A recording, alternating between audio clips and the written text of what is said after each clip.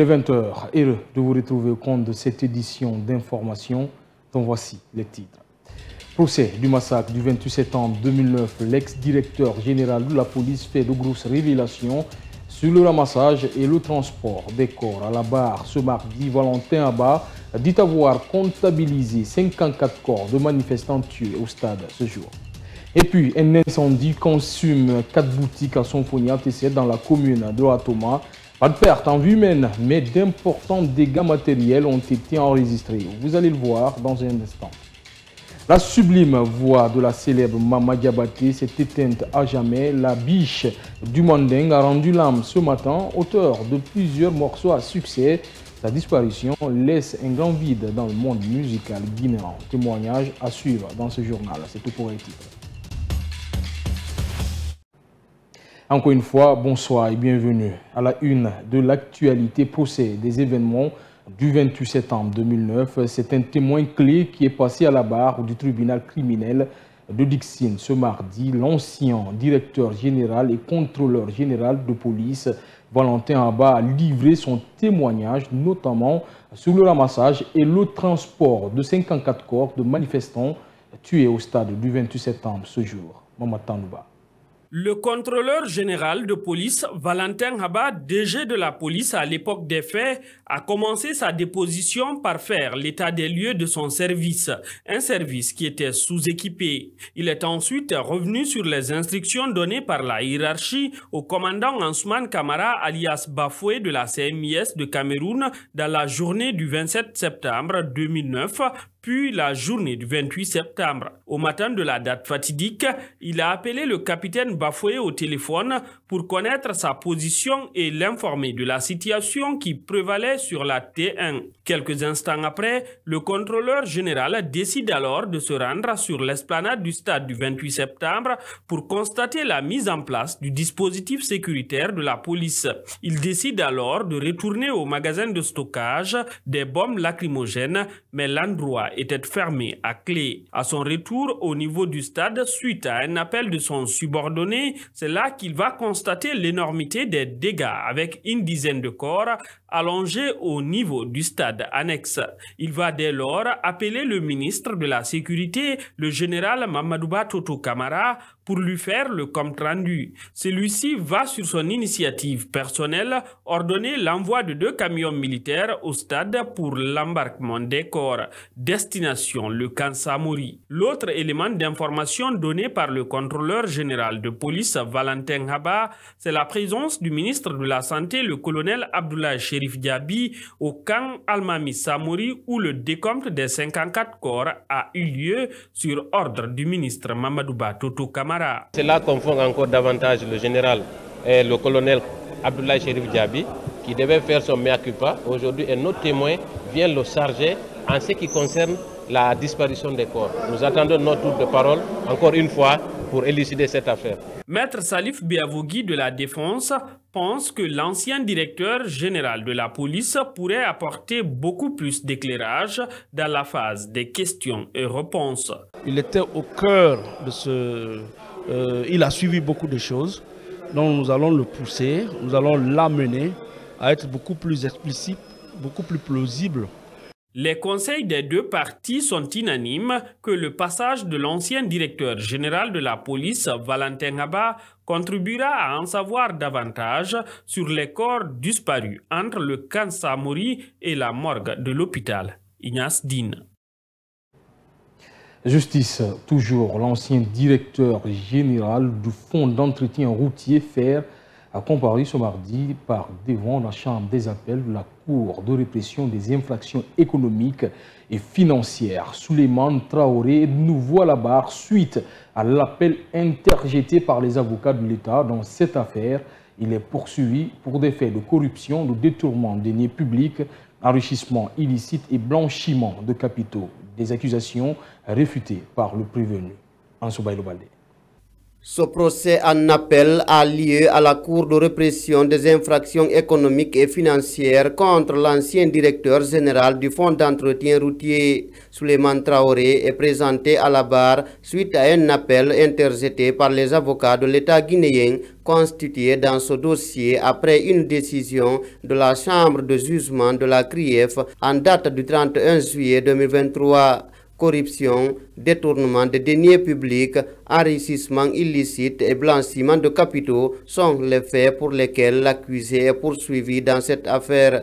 Des faits que le prévenu a niés en bloc à l'audience de ce mardi. Pour ma part,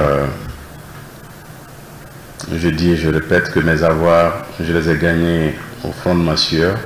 Après les débats, place est donnée aux réquisitions du parquet spécial et aux plaidoiries des avocats.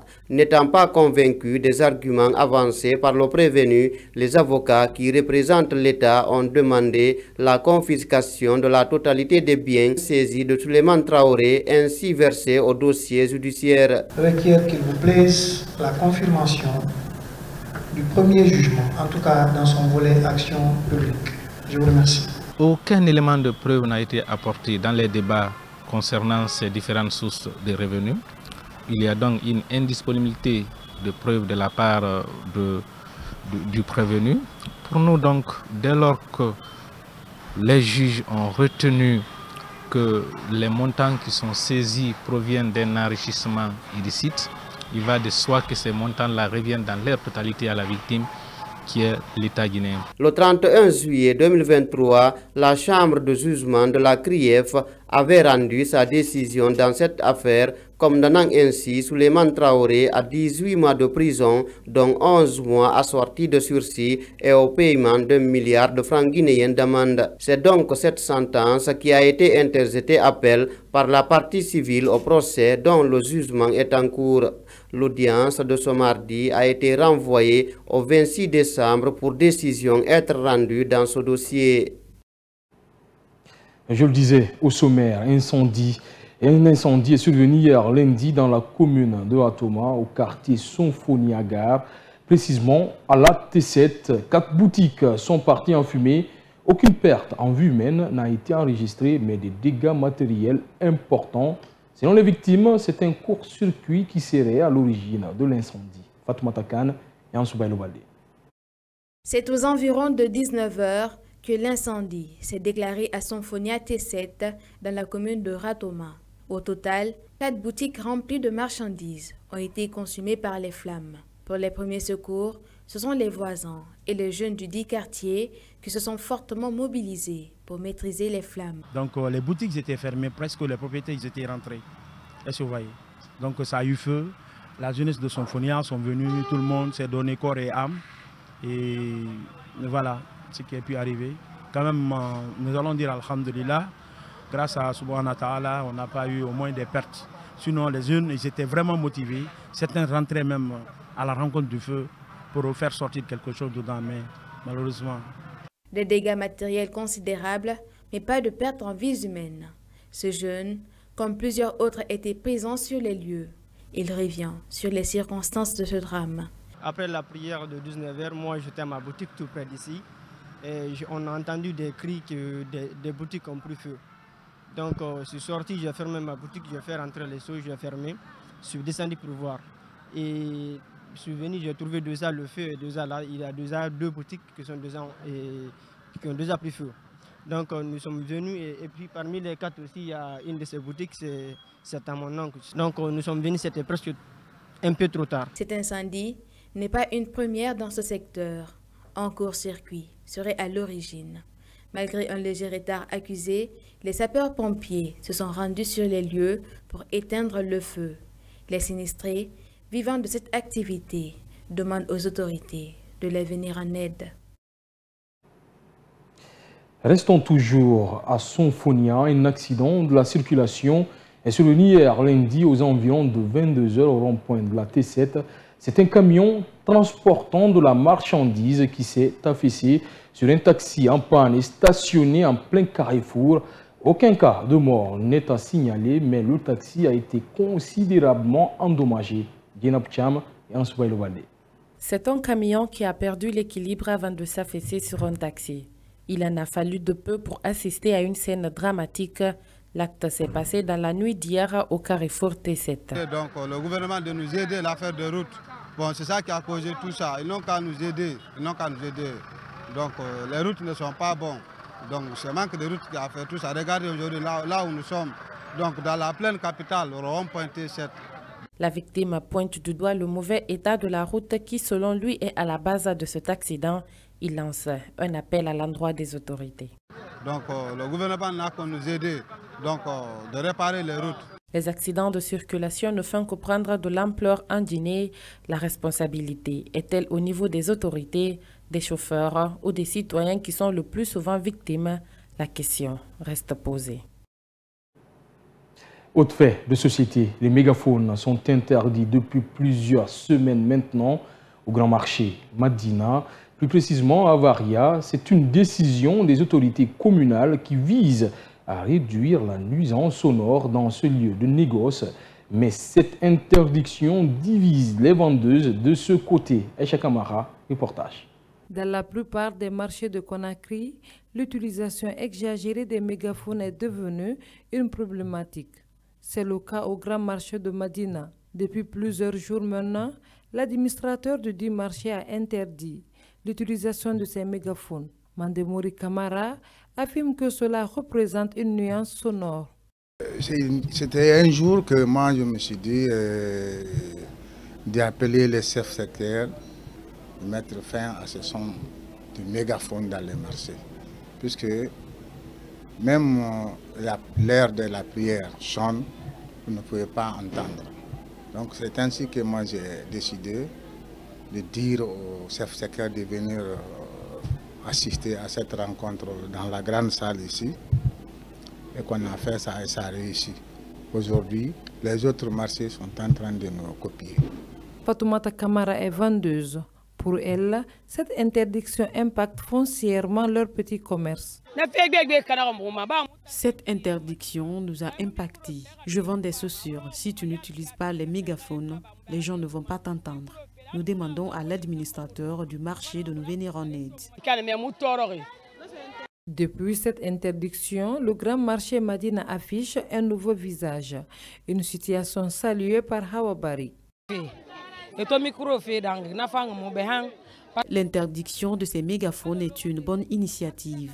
Même les heures de prière, on n'entend rien. Il y a eu un cas d'accident juste à côté récemment avec des bruits. On n'a rien entendu. Avant, il n'y avait pas de mégaphone, mais on faisait notre petit commerce. Si des revendeuses déplorent cette décision de l'administration du marché, les autorités comptent maintenir ce climat pendant un bon bout de temps. Une icône de la musique guinéenne s'est éteinte. L'artiste Mama Diabaté, autrement appelé la biche du Manding, a tiré sa révérence ce mardi à l'hôpital de l'amitié sino-guinéenne. Auteur du titre Mayeye, était l'une des rares femmes musiciennes de la Guinée à savoir jouer plusieurs instruments traditionnels. Son décès est une grande perte pour sa famille et le monde culturel guinéen. Mariam Bouy Barry.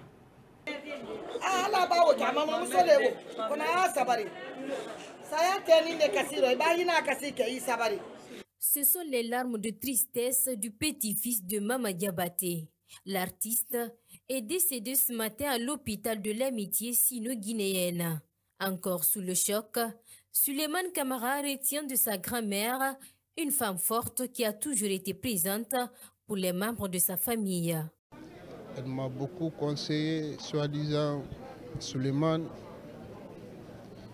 Namamadeng, qu'il dit qu'il faut toujours prendre le courage, il faut toujours aimer tes frères et sœurs, il faut toujours les prendre en charge. Il ne faut jamais être haineux. Tu vois comment moi je suis, tout ce que je cherche dans la vie, je donne à ma famille. Dans le coma depuis le vendredi dernier, Mama Diabaté a finalement rendu l'âme des suites d'un accident vasculaire cérébral. Tadi Diabaté, qui a toujours été aux côtés de l'artiste depuis son hospitalisation, se rappelle encore des derniers moments passés avec sa tante.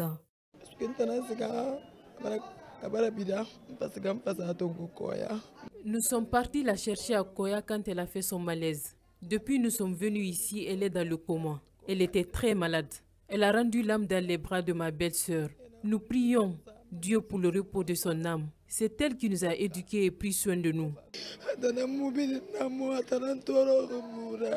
Appelée affectueusement la biche du Mandingue, Mama Diabaté était l'une des rares artistes féminines qui savait manier plusieurs instruments de musique traditionnels et modernes à la perfection.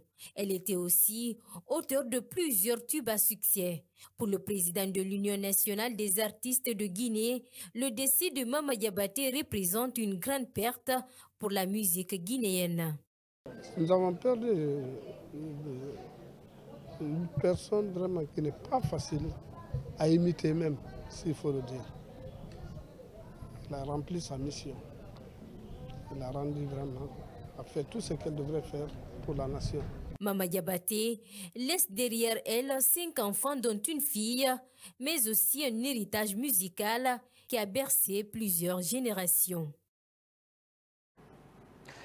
Nous terminons avec cette brève, toujours pas de compromis entre les acteurs du football guinéen. Le Premier ministre qui a rencontré les 4 candidats engagés dans le processus électoral pour l'élection du futur comité exécutif lundi à la primature n'a pas eu gain de cause. Dr Beragomou a donc désigné l'ancien président de la FEGIFOOT, Antonio Soare, comme médiateur dans cette crise. Ce mercredi, une autre rencontre est prévue et s'il n'y a pas d'entente entre les protagonistes, le gouvernement guinéen pourrait s'y mixer, et ce qui exposerait la Guinée à des sanctions au niveau de l'instance de football mondial. Ainsi prend fin cette édition d'information. Merci à tous de l'avoir suivi.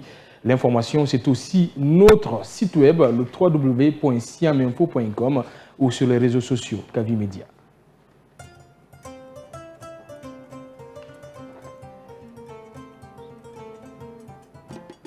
Thank you.